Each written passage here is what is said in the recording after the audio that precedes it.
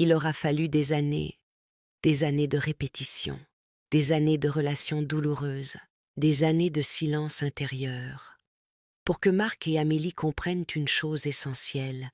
Ce qu'ils vivaient à l'âge adulte n'était pas le fruit du hasard. Marc, devenu homme, reproduisait une violence qu'il n'avait jamais choisie.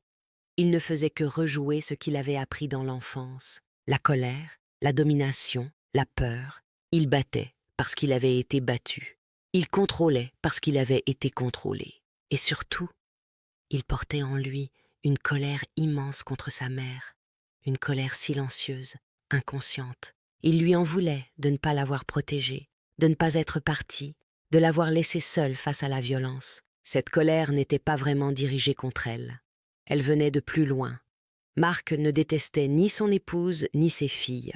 Il portait en lui une fatigue ancienne, celle d'avoir été un garçon à qui l'on n'a jamais permis d'être fragile. Un garçon qui a appris à encaisser, à se taire. Alors, sans en avoir conscience, il projetait cette tension sur les femmes de sa vie.